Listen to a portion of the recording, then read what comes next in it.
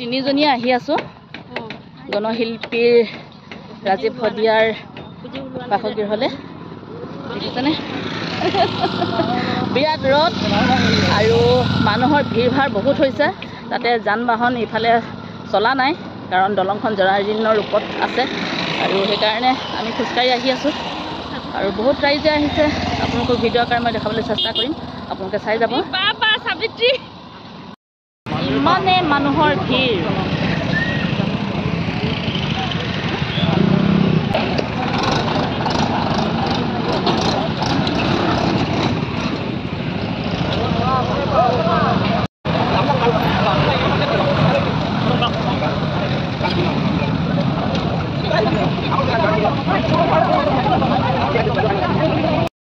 দলংখন ভাঙিব বুলিও ভয় দেই দলংখন নিৰ্মাণ কাৰ্য চলি আছে বৰ্তমান দলংখন হোৱা নাই আমি ইফালৰ পৰা শ্বৰ্টকাট মাৰি দিছোঁ কাৰণ ইফালৰ পৰা আমাৰ ওচৰ হয় সেইকাৰণে আমি খোজকাঢ়িয়ে অলপ সোনকালে পাওঁগৈ যদি আপোনালোকে 8 মাইল 9 মাইল হৈ আহে তেনেহ'লে বহুত দূৰ হয় আৰু সিফালৰ পৰা গেট বহুত ধুনীয়াকৈ বনাইছে আপোনালোকক মই অকণমান দেখাবলৈ চেষ্টা কৰিম আৰু ইফালে আমি এঘণ্টামান লাগে দলংখন পাৰ হৈ পিনে বেছি সময় নালাগে সেইকাৰণে আমি এইফালে শ্বৰ্টকাট মাৰি দিছোঁ আৰু অলপ সময় পাছতে মই তেওঁলোকৰ ঘৰ পামগৈ আৰু গোটেইবোৰ এনেকৈ চাপৰি ৰাস্তা ক'লৈ যাব চাপৰি এইফালে দলঙৰ কাম আৰম্ভ কৰি আছে সেইফালে চাপৰি আমি এনেকৈ গৈ আছোঁ আৰু বহুত মানুহ ইফালে অহা যোৱা কৰি আছে অৱশেষত টমটমখন পালোঁ আৰু টমটমত গৈ আছোঁ এতিয়া বৰ্তমান আমি পালোহি আৰু আপোনালোককো দেখুৱাওঁ বৰ্তমান মানুহৰ বহুত ভিৰ হয় দেখিছেনে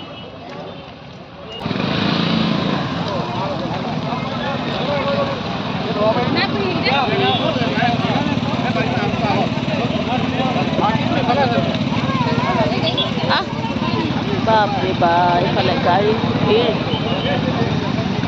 এইফালে আহে আপোনাৰ একেবাৰে মেইন ৰাস্তা দি এইফালে দি আহে মেইন ৰাস্তা হৈ আহিলে মানে আপোনালোকে এইফালে হৈ আহিব লাগিব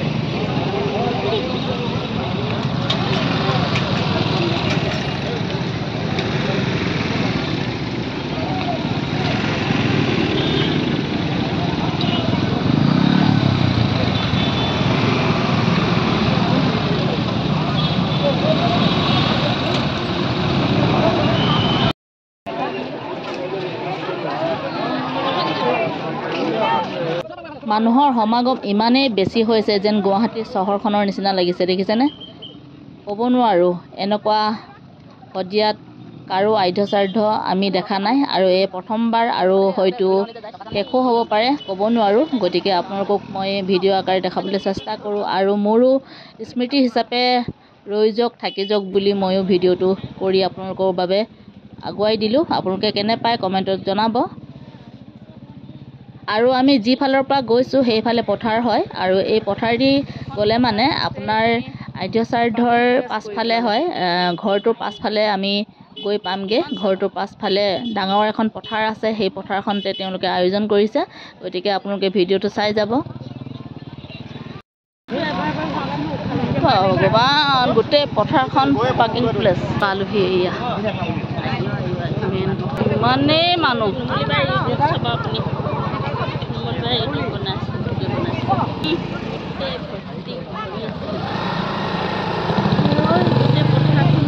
গোটেই পথাৰ ক'বলৈ নাই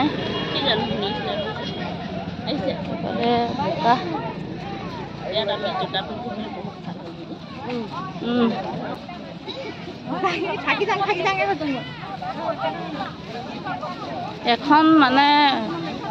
কিবা মেলাৰ নিচিনা হৈছে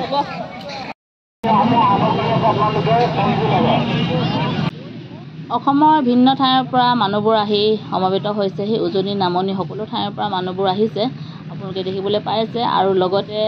গাঁৱে গায়ন খোলা আহিছে আৰু গায়ন খোলা বহুত ডাঙৰকৈ পাতিছে গতিকে আহক গায়ন খোলাৰ ওচৰলৈ যাওঁ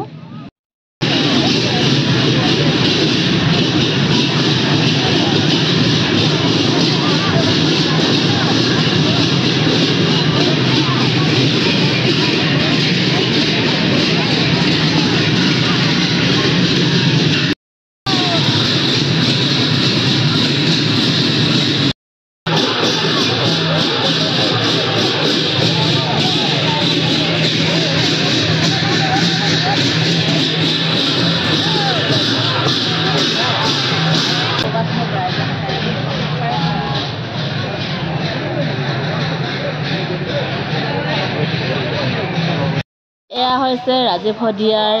আইতা আৰু ককাকৰ সমাধিস্থলী আৰু এই সমাধিস্থলীটো বনাই দিছে বিপিন গগৈ আমাৰ শদিয়াৰ চাপাখোৱাৰ বিপিন গগৈ দেৱে বনাই দিছে আৰু আজিৰ দিনটোত বৰ ডাঙৰ কথা এটা আৰু আমি দেখি আচৰিত খাইছোঁ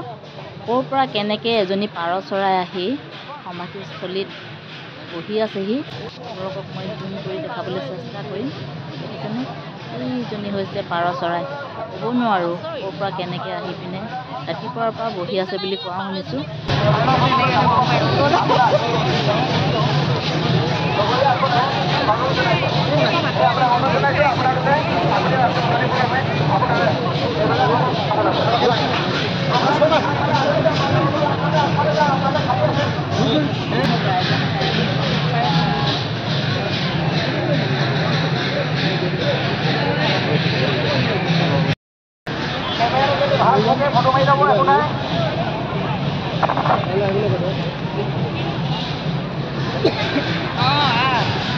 বৈ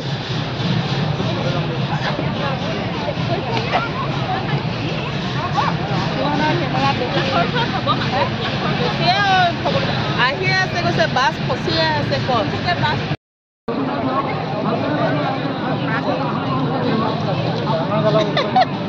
গোটেই ৰ'দত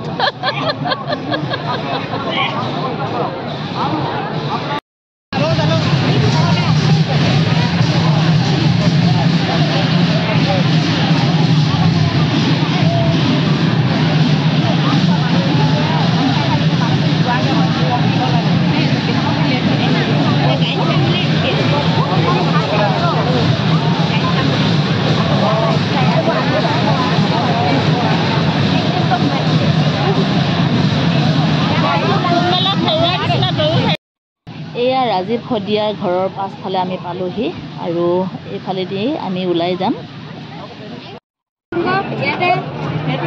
এয়া হৈছে ৰাজীৱ শদিয়াৰ পকীঘৰ আৰু এইফালে আমি ভিতৰ ফালে সোমাই দিছোঁ আৰু আগফালে ওলাই গুচি যাম গতিকে আপোনালোকক ভিডিঅ'টো দেখাবলৈ চেষ্টা কৰিলোঁ আপোনালোকে ভিডিঅ'টো শেষলৈকে চাই যাব বুলি আশা ৰাখিলোঁ আৰু আমি এইফালে আগফালেদি ওলাই গুচি আহিছোঁ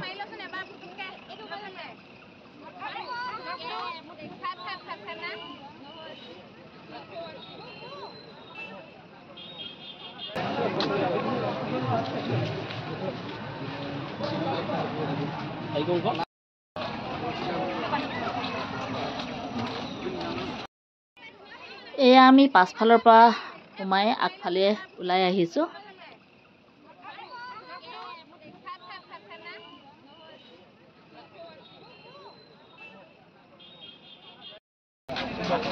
প্ৰথম মুলুক ডিব্ৰুগড় মুলুকৰ পৰা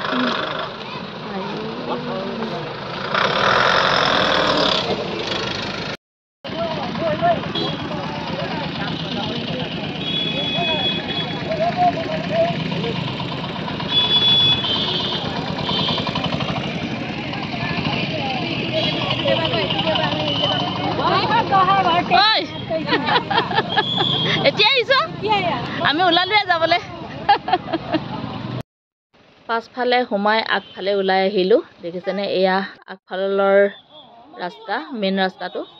য'ত নেকি দূৰ দূৰণিৰ পৰা অহা মানুহবোৰে মেইন ৰাস্তা দি আহিছে আমি যথেষ্ট সময় হ'ল ঘৰলৈ বুলি যাব ওলাইছোঁ তথাপিও মানুহৰ সমাগম কমা নাই আহি আছে আৰু মানুহ যোৱা গৈ আছে গতিকে প্ৰথমবাৰৰ বাবে এনেকুৱা আদ্যচাৰ্য দেখিবলৈ পাই সঁচাকৈ আচৰিত হৈছোঁ লগতে প্ৰথমবাৰ শদিয়ালৈ অহা ব্যক্তিসকলে শদিয়াখন আহি কেনে পালে ৰাস্তা পদূলি কেনে পালে কমেণ্টত জনাব নাপাহৰিব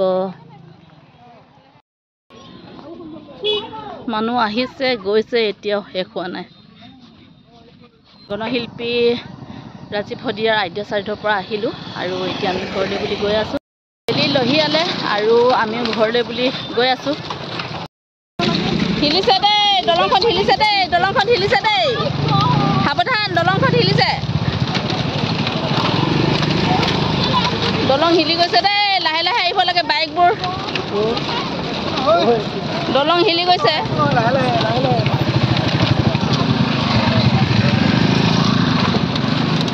ঘৰলৈ বুলি গৈ আছোঁ দেই ৰাজীৱ শদিয়া ৰাইজে চাইডৰ পৰা আমি বৰ্তমান আহি ঘৰমুখী হৈছোঁহি আৰু আপোনালোককো ভিডিঅ' আকাৰে দেখুৱাবলৈ চেষ্টা কৰিলোঁ। ভিডিঅ'টো ইমানেই, পুনৰ লগ পাম নতুন এটি ভিডিঅ'ত। আজিলৈকে বাই বাই।